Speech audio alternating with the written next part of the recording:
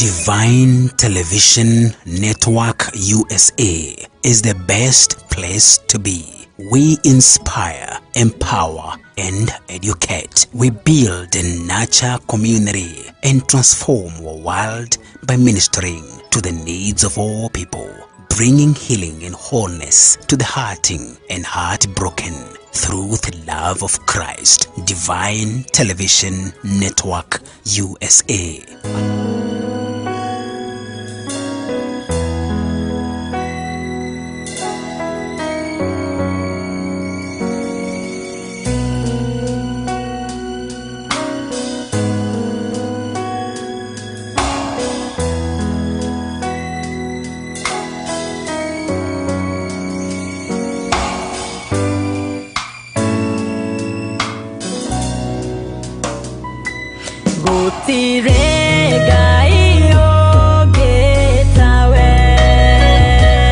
There is no one besides me.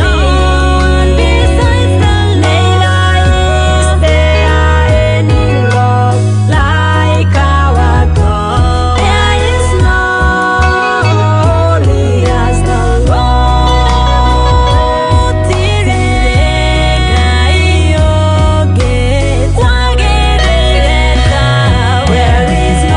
one besides me. Neither is there any rock like our God.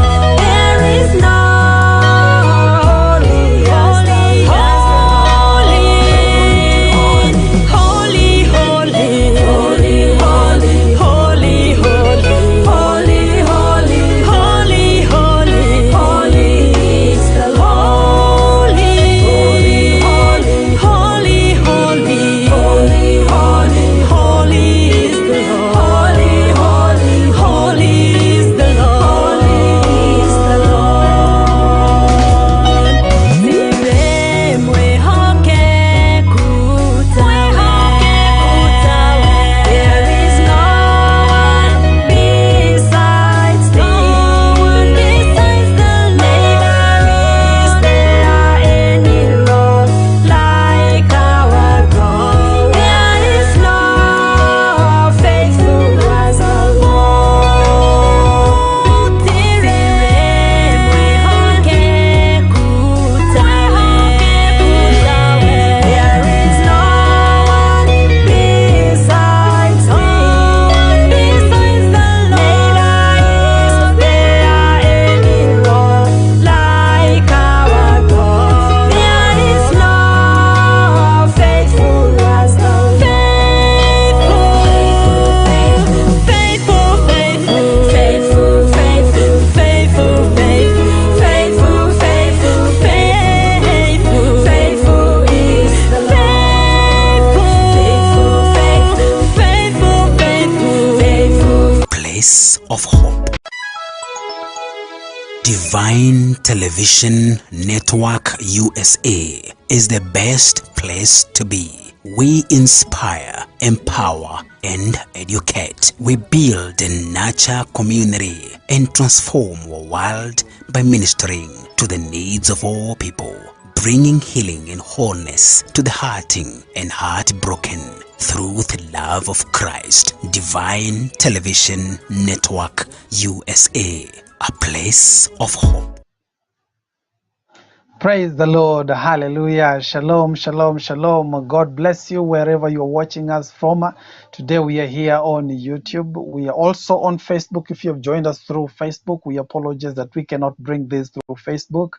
But from tomorrow, we will continue with our Facebook broadcast and you will be able to join. But today we welcome here on Evangelist Sarah Mbogo Ministries here on YouTube. And if you have not yet subscribed to this particular channel, kindly subscribe today, that it may continue to be a blessing to you and a blessing to your family and even to your loved ones. How are you and where are you watching us from? Tell us where you're watching us from so that we may bless the name of Jesus for the far and wide that he is taking us. We have just continued, and I know that God is taking us and taking this network all over the world, through the four corners of the world, that the gospel must be preached one way or the other. For God has given us the grace, God has given us the favor together with you to preach this gospel. For you who partners with us in this particular network, know that you are preaching and being a blessing to many other people as we bring hope into the community. So if you're partnering with us, thank you and God bless you so much. If you have not yet partnered with us, you feel free, being led by the Spirit of the Lord, to partner with us through the contact details that are running below the screen, so that God may continue blessing you, and as you blessing us, and as you also blessing the community out there at this particular time, in the name of Jesus. My name is Teacher Masai, and this is Gospel Lane. Today we want to learn about aligning the church in the spiritual, making sure that the church is being realigned in the spiritual. And as we continue in that, I know God will revive your heart in a way. He will speak into your heart in a way that is very special, so that as we continue with the work of the kingdom, we may never serve the same again, but we may serve with a greater glory, because God has purposed that for our lives. Before we dive into the book of Haggai chapter 2, allow me to pray with you in the name of Jesus. Father, in Jesus' name, you are God and there is no one else like you. We acknowledge you, Father, as God sovereign, and there is no one else like you, Father, in the heavens above, on earth, and even beneath. You're the creator of everything, oh Father.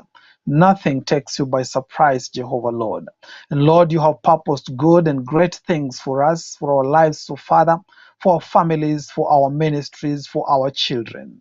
Lord, we want to pray that your grace will be sufficient in everything that we do, even in the ministration that happens here. God, let your grace be sufficient. And I pray, Father, that no flesh will lift itself, for God, in your presence, but let your spirit take predominance in the name of Jesus Christ. Take preeminence today, your Father, lead us and guide us. Let the Holy Spirit open our minds to be able to understand exactly what you're teaching the church this particular time, in Jesus' name.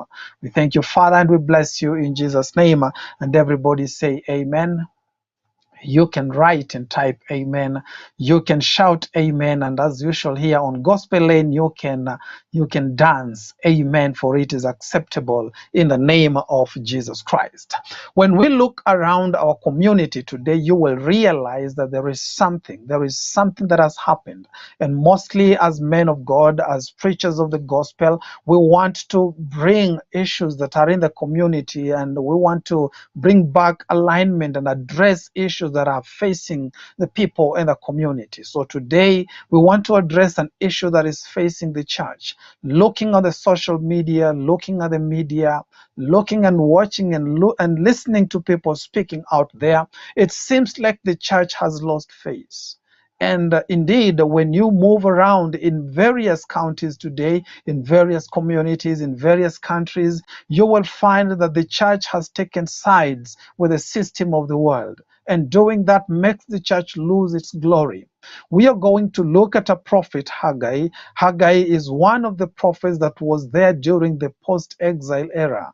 He, together with Zechariah and Malachi, and at this particular time, people had lost hope. There was a lot of lethargy about building the temple of God. 15 years the temple has been dormant. No one is building. No one feels like building anymore. That is why in chapter 1 of Haggai, the Bible says that that Haggai is trying to tell the people what they're saying, mobilizing people to build the house of the Lord. Yes, people were lethargic, but not about their own businesses. People were lethargic about the kingdom business, about their houses that were paneled. They were very industrious. They were working in their farms. They were rearing their animals and their livestock, and everything in their lives was continuing as normally. Yet the house of the Lord had stagnated. The work of the kingdom had stagnated. We can say the same about our community today.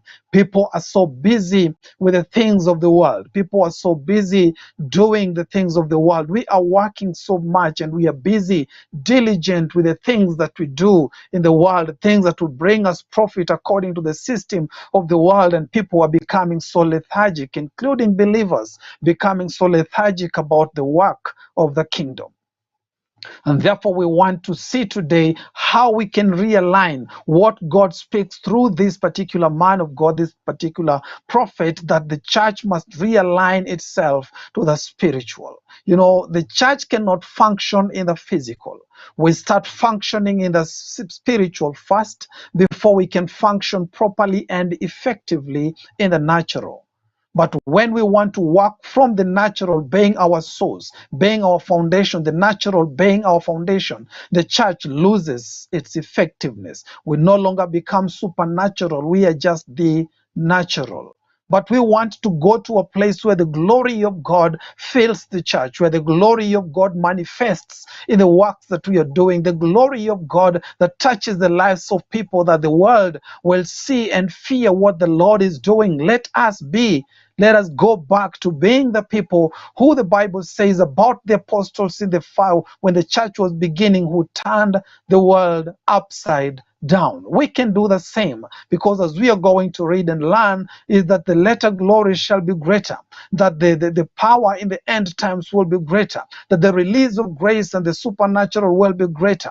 That is what the Lord wants, because as we continue to serve, the world is growing more evil and more evil. But then the church needs to arise even more, become that light that shines brighter when the times are becoming very dark, when the seasons are very dark. But we can only do that when the church realigns itself back to the spiritual, realigning the spiritual church. I am not talking about denominations. I am not talking about people who have gone aside to set up their own churches. I am talking about the body of Christ in every city. Looking at the book of Revelation, the Bible gives us from chapter 2 up to chapter 3, gives us a list of churches.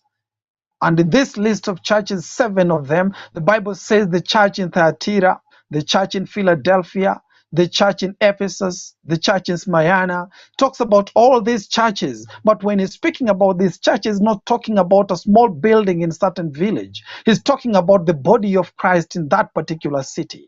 We are asking that in our counties, that in our countries, that in our cities, we may lift up the altar of God, a unified altar of God where we call out the name of Jesus. That when Nairobi has called out on the name of Jesus, we are saying that Nakuru has called out on the name of Jesus. When we call out in the same voice, Kisumu has called out on the name of Jesus, New York has called out on the name of Jesus, and any other city calling out on the name of Jesus, unified in the voice, not in denominations. And this is the church that we are speaking about today. So we are not talking about a single building in a village. We are talking about the body of Christ, unified and crying out to the Lord and working and serving in the building of the kingdom, united in the same voice, in the same purpose, having the same hope, having the same love and the same faith.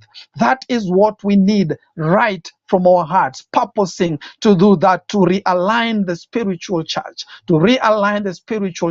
which has begun taking sides with the world system. I'm not talking about politics alone, because we have churches that have lifted and aligning themselves to business and profit making alone. I'm not saying that profit making is bad. We need to do that, but we need to do everything we are doing, our giving, our serving, our compassion. We need to do them from the point of the spirit, from the spiritual perspective. When we have done that, nothing can stand in the way of the church, because the church is not working alone. God is working with the church. The world may seem to be in chaos, and the world may seem like it is upside down, but the kingdom of God is not. One thing that cannot be corrupted is the kingdom of God. Things may look like they are upside down. Things may look chaotic, but the kingdom of God will always stand. And therefore, if you are in the kingdom and you feel like you are out of line, that means you are away from the will of God. It doesn't mean that the kingdom of God departed. The kingdom of God is here. And Luke is asking us in chapter 18, will Jesus find faith on earth? we must continue to occupy until he comes, which means the kingdom will always be there. But we depart from the kingdom. We become faithless, but the faithful God that we are serving will always be there in the kingdom, will always work in the kingdom in the name of Jesus Christ. So if you feel like you're out of line in the kingdom, it doesn't matter. If you feel like you, the church, that is what I'm talking about, feels like it's out of line from the will and the way of God, then they must realign themselves. We cannot ask God to realign himself. It is us who realign ourselves, for it is not us, it is not God who realigns himself. It is not God who seeks us. God sent his only son. He died on the cross. He released grace upon all flesh and everyone who needs it. He released it there, and it is there. Praise be to God. But the Bible says it is us to seek the kingdom of God with all his righteousness. We are the ones to seek the kingdom of God. Once we have gotten into the kingdom, or even before we gotten in the kingdom, it is us who pursue and seek the kingdom and seek the righteousness. It is not God who seeks us for the kingdom, but we seek the kingdom because God is there. Praise be to Jesus. And we need to seek God while he is still found. We need to seek God with all our heart. The Bible says again and again that when we seek him and we mean in our seeking, then we will find him. God is there. If my people were called by my name, the Bible says it is us to seek the kingdom. The men of God, the churches, to seek the kingdom in our cities, in our countries, and to lift up the altar of worship, the altar of praise, the altar of service, the altar of justice, and the altars of peace in the name of Jesus. Why? Because God wants to restore the church. God wants to resource the church. And God wants that the church may rest, not depending on their yoke, but depending on what? Depending on him, depending on his word, depending on the yoke of Christ Jesus. Because at the particular time, at this particular moment, many people are heavy laden. They are tired. They are not moving. They're becoming lethargic. Praise be to Jesus. But God wants to give us rest. So the church will be restored, the church will be resourced, and the church will rest. And that is the city church. We are talking about the church in the city, a unified voice that seeks the will of God in each and every city in this particular country, in this particular continent, and in the whole world, in the name of Jesus Christ. So to realign ourselves to God, to realign the church to God, God speaks in the book of Haggai, and he speaks to three particular people. The Lord speaks through the prophet Haggai, whom we say that he is a prophet who has come at the point where people are lethargic, but he does not speak his own words. He speaks the word of God, what God has said. As prophets in the land, we must begin from that point to realign the church, where the prophets of God will not speak their own emotions, will not speak their own words, but they will speak the word that God has given unto them. And let us be like Elisha. When he was asked to give a prophecy, he said, I cannot prophesy at this particular moment. It is bad to nothing to say, but we can tap into the spirit and have something to say. If I am going to speak out of the flesh, I'd rather keep quiet. But if I'm going to speak through the spirit of God, I'd rather be bold. I must be bold to speak the oracle of God at any given moment, at any given opportunity, because God wants to restore the church. God wants to bring the church to a point of rest, wants to bring the church to a point of resource. Let the church be very resourceful. Let the church not be a beggar. God says his children shall not be beggars, they shall be lenders. We need to come to that point, and therefore he speaks through prophet Haggai. He speaks through prophet Haggai, and he speaks to three particular people. That is Haggai chapter 2 verse 1. On the 7th month of the 21st of the month, the word of the Lord came to the prophet, to Haggai the prophet, saying, Speak now to Zerubbabel the son of Shealtiel, governor of Judah. Speak also to Joshua the son of Jehozadak, the high priest, and also speak to the remnant of the people, saying, He has picked out three key people to speak so that the prophet of God may be able to speak to them. He has picked up Zerubbabel, who is a governor.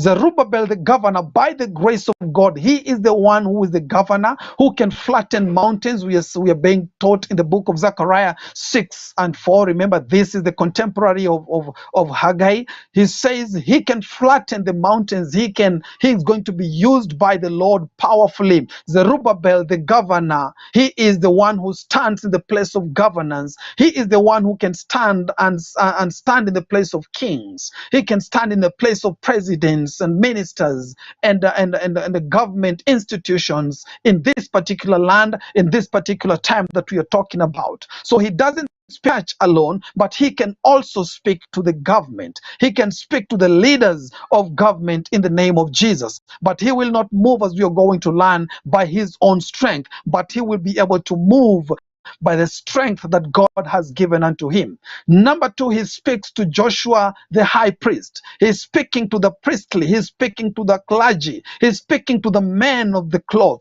he's speaking to them, the men and women of God, he's speaking to them. Let us be men and women of God. If we need God to realign the church back into the spirit, we need to be able to allow ourselves as men of God. It doesn't matter what title we may have, let us allow the prophets to speak to us, because I believe at this particular time the prophet was able to speak to Joshua, whether he was older than him or younger than him. He was able to speak the word of the Lord, because this is what the Lord say: go speak to Zerubbabel the governor, go speak to Joshua the priest, and also speak to the remnant. Speak to the remnant of my people, those ones who are still remaining, those ones who still uphold the name of Jesus, those who still fear the Lord, yet they may be lethargic, yet they may be lazy in the worship, yet they may not be very prayerful, but they are the remnant. God says speak to them. So as we are speaking, we realize that this particular point, at this particular level, that there is no pointing of fingers. Let the government not point fingers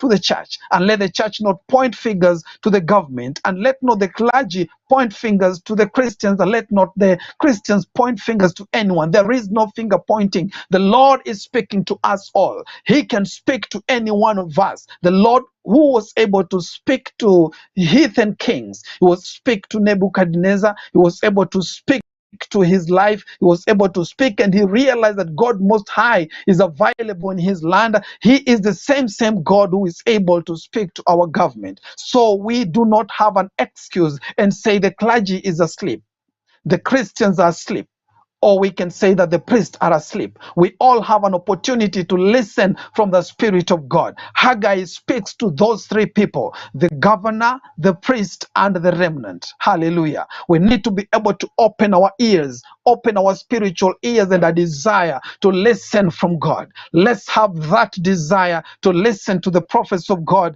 in the land, in the name of Jesus Christ. Hallelujah. Now, the spiritual condition of the church at this particular time, we have spoken about it. We realize that the church at this particular time is at a point where the glory of God has departed.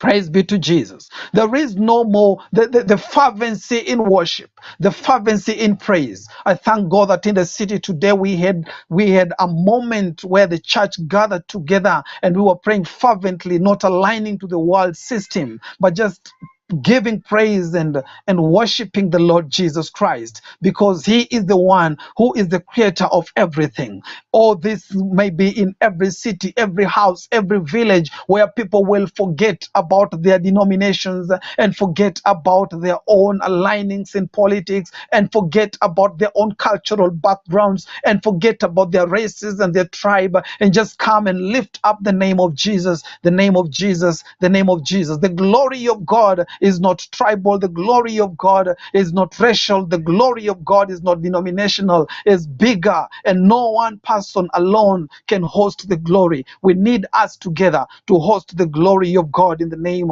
of Jesus Christ. In verse 3, Haggai 2, the Bible says, "Who is left among you who saw this temple in the former glory?" And how do you see it at this particular time? in comparison with the former temple that was there? Is it not in your eyes as nothing?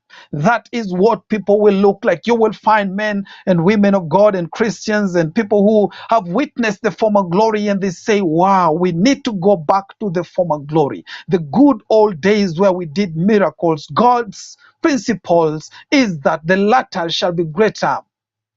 The latter shall be greater. The latter shall be greater than the former. That is God's principle. As we are moving, we are growing and growing more powerful. But when we start looking at the good old days, the good old days will not bring the glory of God. What will bring the glory of God is aligning ourselves back in the spirit and focusing on the kingdom work and kingdom duty, and just focusing on the kingdom. When we focus on the kingdom, knowing that it is by grace that we are able to do this. At this particular time, there was a time last year when I was praying and I was looking at big churches in my vision, and just looking at them, and one word kept on repeating itself: Ichabod, Ichabod, Ichabod. And I said, the church of God, the glory is not in the numbers. The glory is not in the facilities. Yes, it is good for us to do excellently, but the glory is not in the physical appearance. When they asked Jesus, how do you look at the temple? Is it not so beautiful? And Jesus began to weep. Because the glory is not in the physical appearance. The glory is in the manifestation of the Spirit. Without the Spirit of God, any big building would be nothing, would be just another hall. But when congregants are together, aligning themselves in the Spirit, focusing on Jesus Christ, the glory of God appears. It is more than anything. It is more than anything. I pray that the church would go to this particular point where we don't only look at the former, the good old days. We need to show our children what God can do. We need to show the people of today, the young generation, the coming generation, to be prepared to share with posterity what God has given us in this present time, and let them receive a double mantle in the name of Jesus, a double portion in the name of Jesus. Let them have it more than we having today. We are praying, let us not. Haggai is asking them, you saw the glory in the former temple, you comparing it with this one, but as you compare it with this one, you look at it as nothing. The church is at a point of Ichabod, the state of Ichabod, where the glory has departed. Why? We have run away from the spiritual, we are chasing the physical. Chasing the physical is not bad, because after we seek the kingdom with all its righteousness, Matthew 6:33, the Bible says, all the rest shall be added unto us. But let us not seek all the rest, then hope to find the kingdom. We will not find it. We will lose our hearts and gain the world. The Bible says we need to do the opposite. God will restore it. In verse 9, Haggai 2:9, the Bible says it is not bad news. He says, I have a surprise for you. The glory of the latter temple shall be greater than the former. Yes, you're looking at it as a weak church. You're looking at it as a church that is at a lower scale, a lower level, lower status than the former. But the Bible says, God speaks to them and he says, the glory in this latter church that you see, that seems weak, that seems lethargic, that seems like it doesn't even want to worship, the Bible says it shall be greater, for says the Lord of hosts. And in this place I will give peace, says the Lord of hosts. Hallelujah. So there shall be a glory of God. And when we look at this, we're looking at the church and we're looking at its status, and we're saying the status is low, the status is down, and it cannot happen. It cannot be what we want. But see, the Lord says the glory shall be greater. The glory of God in our midst is where we have placed our heart. It's not about what we have in the physical, where we have placed our focus and our faith in Him. Even under a mango tree, there shall be glory. Even in a house fellowship, there can be glory. Even in our offices, there can be glory. Even in a matter to when you're driving your own car, or when you're riding an Uber, there can be glory. Why? Because it is about the focus. The world is waiting for the manifestations of the sons of God. The world is not waiting for the manifestation of churches and denominations. He's waiting for the manifestations of Son. It doesn't matter what what color of cloth they're putting on,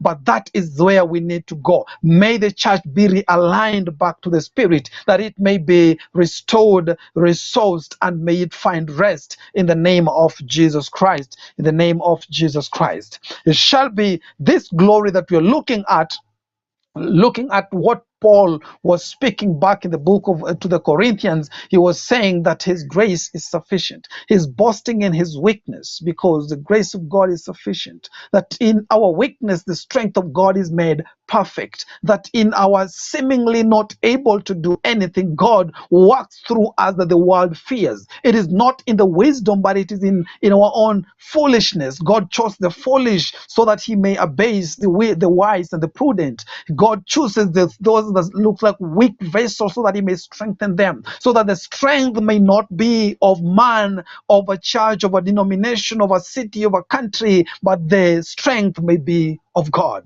That is what God is looking for. He's looking for a church, he's looking for a body of Christ that has aligned itself back to the Spirit, that body of Christ which is earthen. Then he fills it with treasure, and the glory and the excellence becomes of God. We are speaking about people who may want to give glory to themselves. Glory must go back to God. Let the flesh reduce, let the Spirit arise. Let the Spirit arise in the name of Jesus. The temple may look weak, the body may look weak. And I speak to the people of the world today who say the church is weak. They may look weak, but when we refocus ourselves to Christ, the glory of God that will be seen within the cities is going to be something different. And I know that God is working something in each and every city to bring about a difference, so that people may see and fear the Lord, so that people may know that indeed our God is alive, in the name of Jesus Christ. It has nothing to do with the physical. It's everything about the spiritual, in the name of Jesus. We need to be strong. As we are waiting for this, we need to be strong. As we desire this, we need to be strong. We need to be strong. Even in our weakness, we need to submit and surrender and say, God, I am weak. Lift us and make us strong. Yes, God, I do not understand. Make us understand. Yes, God, the flesh is weak. The spirit is willing, but the flesh is weak. God, reverse. We may override and discipline the flesh. We all need to be strong. The Bible speaks in Haggai chapter 2, verse 4 and verse 5. Yet now be strong, Zerubbabel, says the Lord. Be strong, Joshua. He speaks to all of them. Hallelujah. Don't we love our God? He speaks to Zerubbabel and says, be strong. He speaks to the priest Joshua, be strong. And he speaks to the people, the remnant, and says, be strong. Hallelujah. Why, says the Lord, and work with me, and work, for I am with you, says the Lord of hosts, according to the word covenanted with you when you came out of Egypt. So my spirit remains among you. Do not fear. That is very comforting. That is very encouraging. The moment I read that, I said, there is hope for the church. I said there is hope for the kingdom. There is hope for us to do something because God is with us. Let us be strong. Because God is among us, let us be strong. He has not departed. He has not departed. He will never leave us nor forsake us. He cannot go against his own word. Let us be strong, all government institutions. Let us be strong, all clergy. Let us be strong, all remnant. Let us be strong because God is with us. And it says, my spirit remains among you. In your midst, I am there in my spirit. Where the spirit of the Lord is, there is liberty, there is freedom. The spirit of the Lord is there, there is strength, there is grace. Where the spirit of the Lord, there is the presence of the Lord. Within the church, within our nation, within our country, let us not say that God has left us alone. God is here with us, and he is saying this, let us be strong. Through the lethargic feeling that we are having, through the laziness in worship and preaching, through the things that we are facing in the world, through the disappointments and the emotional downfalls that we are having, let us be strong. Let us beat our weakness, and God's grace will give us the strength in the name of Jesus Christ. Yes, your church may be looking like it is the weakest, God is among you. Just be realigned to the Spirit and you will see the power of God. Why? The Spirit of God lives among us. Joel reminds us that I shall pour out my Spirit upon all flesh, men and women, servants and masters. The Spirit of the Lord, the young and the old, the Spirit of the Lord will be poured upon them. Joel 2:28. It is a spirit, something that was prophesied by Joel. It has come to pass because the Spirit of the Lord is with us. God is among us. Let us be strong and walk with God. And all who believe can do all things through Christ who strengthens them. Now it is no longer us. It is by Jesus Christ. We can do all things. We can do all things through Christ who strengthens us. Let us align ourselves back to Him and we can do these things in the name of Jesus Christ. In a nutshell, the Bible says, do not be afraid, O governor. Do not be afraid, O president. Do not be afraid, O king. Do not be afraid, O CEO. Do not be afraid, O priest. Do not be afraid, O remnant, O church. Do not be afraid. Just walk with God while the Spirit of God, remains in our midst. While the Spirit of God remains in our midst. Let us choose today to walk with God in the name of Jesus Christ. There must be a shaking. There must be a shaking. No, when this thing comes, we feel like it is gone. It is done. When a shaking comes, we think we have lost it all. We look at the time of Job, and there was a shaking in his life. His friends left him. His wife told him to curse God and die. That is Job 2:9. Things happened. The friends came. The three friends came. They told him, oh, you must have done something very wrong for the Lord to do this to you. You know, when there is a shaking, many people begin shaking with a shaking. But when there is a shaking and the storm of shaking, God has called us to ride on the storm in the name of Jesus Christ. This thing has happened in the Bible so many times that when there is that shaking, God can decide to do a shaking, to release and to allow a shaking so that people may wake up, so that people may stand. When the clay is marred in the potter's hand, he doesn't throw away the clay. He just forms it into another vessel. When Jesus comes and dies, we see that there is a shaking. The devil and darkness think they have won, yet Jesus resurrected in power, and the devil is ashamed in the name of Jesus. When we are born again, the Bible says the old man dies and a new man arises. The dying of a seed and the birthing of a new life. There is the death of the firstborn and the birthing of many sons. We are talking about something that has been happening. When the shaking happens, it doesn't mean we are all gone. When the ship where Paul was in was wrecked in the sea and the storm was raging and everybody was thinking they're going to die, they swam to the shore and did mighty and great works. Let me say this: when the shaking is there, it is not a time for us to begin panicking and shaking with a shaking. Hallelujah. Let us be peaceful within our hearts. Let us be confident within our hearts and be strong. And even in that shaking, walk with the Lord, for He is still in our midst in the name of Jesus Christ. In Joshua chapter 6 and chapter 2, not Joshua, in the book of Haggai chapter 2 verse 6 and verse 7, there is a shaking. When the shaking continues, we are told to remain strong in the name of Jesus Christ. When the shaking happens, let us be strong in the name of Jesus Christ. Not every shaking is destructive. Some of the shaking that we receive in our lives, in our families, in our churches, some of the shaking are redemptive. Wake up call that when we look at Him, we look at Him and we say, help. And Jesus will be there, a present help in time of need. In the midst of the shaking, don't shake, don't panic. Be at peace, be at peace, be at peace, for the Lord is still working in our midst in the name of Jesus Christ. Reading in verse 11 and reading up to verse number 14, we see they being asked a question. Haggai is concerned, and God is asking a question through Haggai, and He say, have you not done this? When you do this, what happened? When you contact yourself, when you go in contact, ask the priest this question about the law, about the word of God, so that it is not watered down, lest we forget about the word of God. If one of you carrying holy sacrifice, his robes, in his robes, and happens to brush against some bread or wine or meat, will it to become holy, and they said no.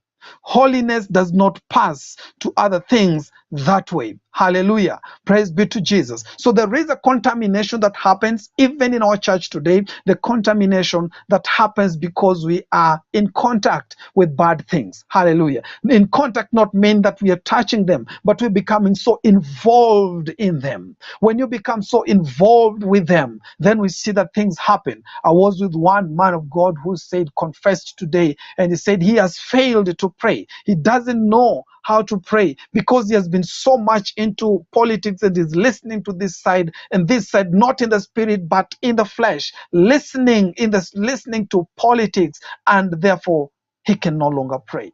He doesn't know how. Why? Because the world has a way to corrupt and it ejects the word of God from us. When we allow the world in our churches, the word vanishes. We forget. But the Bible says, ask the priests about the law. Ask yourself, ask your church about the church, about the word. What does the word of God say? What do the principles of God say? He continues to ask them these questions, and we learn that later there are consequences to this. What happens is when we are reading and we're reading from verse 16 and 17, we're reading and we are looking at this particular people. There is no longer fulfillment. They don't have fruitfulness, and there is calamity in their midst. Why? They allowed themselves to be contaminated by what they were in contact with. I'm not saying let us not go and help the poor, the needy, and the sinners. Jesus walked among them, but he was not in fellowship with them. Darkness cannot fellowship with light. Paul was among them, those ones who were not under the law, but he did not become that like those people who are under the law. He was not affected by it. What happened? He was able to go there and pull them out. What we can do is go there where sin abounds, grace much more abounds. God has given us the grace to protect us from that, but only if we allow the grace of God to lead us. But as the church continues to align itself and contact itself and contaminate itself with the things of the world, we cannot move forward. There will be no fulfillment in church and ministry. There will be no fruitfulness in church and ministry. There will be calamity in the land because now we cannot see.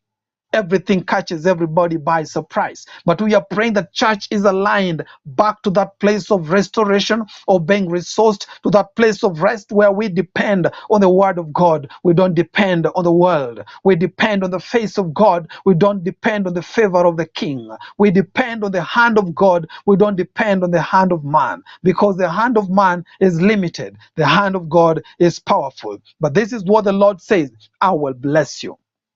Hallelujah. In verse 19, the Bible says like this, and I'm reading from the NLT: is the seed still in the barn? As yet the vine, the fig tree, the pomegranate, and the olive tree have not yielded fruit. But from this day I will bless you. While yet these things are still in the barn, yes, there is a weakness, there is a lethargy, there is a laziness, a spiritual laziness that is being seen. But God is saying, I'm turning things around. I'm turning things around. I will bless you. I will bless the church. I'll bless the governor. I'll bless the priest. I'll bless the remnant. Why? Because I have chosen to do that. Our God is sovereign. Our God is sovereign in the name of Jesus. And again, the word of the Lord came to Haggai. Hallelujah. On the 24th day of the month, saying, speak to Zerubbabel. Now this is how God is going to bless his people. Speak to Zerubbabel, governor of Judah, saying, I will shake heaven and earth. I will overthrow the throne of kingdoms, the godless kingdoms. I will destroy the strength of the Gentile kingdoms. I will overthrow their chariots, their strength, their armies. I will overthrow them, and those who ride in them. The horses and their riders shall come down, every one of them by the sword of his brother. God is saying he's bringing confusion to the system of the world. He's bringing confusion to the system of the world. Remember, brother now attacking a brother. Why? Because the church wants to go back. When the church goes back to this place of worship and focusing on God, that is what happens. Second Chronicles 20, and we are reading the whole story in 20, and these people went in worship. They did not fight with weapons. They lifted their voices in worship and praised the Lord and saying, our God is good and his mercies endure forever. And the armies on the other side started fighting by themselves. When the army out there is overwhelming, God fights the battle for us. It is not ours. Ours is to align ourselves, realign our churches back to the Spirit, and God will do the rest for us. So God says he will bless us. In that day, in verse 23, the Bible says, the Lord of hosts, says the Lord of hosts, I will make you, O Zerubbabel, my servant, the son of Shealtiel, says the Lord, I will make you like a signet ring, for I have chosen you. Praise be to Jesus, for the Lord of hosts has said in the name of Jesus. Now, here at the Lord's blessing, he will restore us. He will restore the church. There will be no vain labor. I am praying that God will do this for your particular congregation. You will not labor in vain. Whatever you do will become fruitful. Go back to Psalm 1. The Bible says, blessed is the man who walks not in the counsel of the ungodly, nor stands in the way of sinner, nor sits in the seat of the scornful. But his word, but his delight is in the law of the Lord. Upon that law of the Lord he meditates day and night. And the Lord says to us, who will go back to this place, that our labor will not be in vain. For therefore we will be able to bear fruit in season and out of season, every fruit in the season that is expected, and our leaves will not wither, meaning our beauty will always be there, and everything that we set our hands upon, it shall become prosperous. In the name of Jesus, God says he will restore us. If he says he will restore the church. He will restore the city church. There will be no vain labor. There will be no caches that go in vain. There will be no crusades that go in vain. There will be no sermons and preaching that go in vain. There will be no intercession that goes in vain. Our labor, our spiritual labor shall not be in vain. God will restore that place in the name of Jesus. The Lord shall resource the church with silver and gold. He tells Haggai, I have the silver, I have the gold. God wants to resource the church. Let the church not be a beggar. Let the church who serves a God who has silver and gold, a church that serves the Lord, a church that serves the Lord who owns cattle in 1,000 hills, the church that serves the Lord, let it be resourced by everything that it needs. I'm not talking about silver and gold. I'm talking about people who will be resourced in the church, a people resourced in the church, that when the church stands, it has doctors, it has lawyers, it has teachers, it has magistrates, it has politicians, it has everyone in them, but not as prodigal sons, not as borrowed sons, but as sons risen within the church. Let the church also be resourced in a way that it can be able to facilitate the needs of his people. Let people run to the storehouse of the church and find something. Let the church be resourced, and it is my prayer that your ministry shall be resourced, your church shall be resourced in the name of Jesus. The Lord shall bring rest to the church, that we will take upon the yoke of Christ, and that yoke is easy. The Bible says we give our yoke, the burdensome yoke, we give it away. We cast it upon him, all the burdens, and allow Jesus to give us a yoke. And the Bible says this yoke is easy. He's not saying this yoke is light. He's saying this yoke is easy. The learning will be easy. The school of thought within the church will be easy. We will not do it by our own strength, but by the Spirit, says the Lord. Let the church rest. Let the church rest. The churches are struggling so much. They're struggling so much spiritually, struggling so much financially, economically, socially. The church is struggling, and people are looking at the church and they're looking at the men of God and they're saying, if this is what Christianity is, I don't want to come to that place, because they're burdensome, they're struggling, and they're heavy laden. We are praying that the God that we serve, when we are realigning our thoughts and our spirit back to him, may the Lord that we serve bring rest to your church, rest to your congregation in the mighty name of Jesus. And let the Lord raise a leader who will be like a signet upon the finger of God. The signet is a sign of power, a sign of authority, a sign of sovereignty. When you have a signet, it is a seal, not just any seal. The Bible says he is raising, and I'm praying for this country, that God may raise up a leader who will have his signet. the person who will be able to seal everything by the Spirit of God and do nothing apart from the Spirit of God. May God raise this kind of governors, this kind of leaders, this kind of institutional CEOs. May God raise these people who are able to work in the marketplace, not using the signet rings of this world, but using the signet and the symbol of God. Everything shall be godly in the mighty name of Jesus. And therefore shall we pray, Father, you are awesome, you are powerful, and there is no one else like you, Father. Lord, we repent for the times that we have moved away from the church, moved away from the spiritual place into the natural. Father, we pray as we align ourselves, our mind, our thought, our strength, our souls, our spirit back to your spirit. Father, we pray that let the manifestations of what you have promised today, may they happen in every congregation, in every city gathering, in every home, in every place. So Father, as we pray, let your glory fill each and every place. So Father, it is not by might, it is not by power, but it is by your spirit. As we are praying this particular evening, Father, we pray for families. Let them be lifted in the name of Jesus Christ. So Father, that they may be strengthened in the worship and in the fellowship and in the spiritual. Oh Father, restore back the supernatural in our midst. Oh Father, that we may be able to turn the world upside down. Oh Father, to manifest as sons of God, not working in vain, but working in power, in the authority that you have given. Let there be testimonies of what you have done, light that shines in the darkness, for you have done,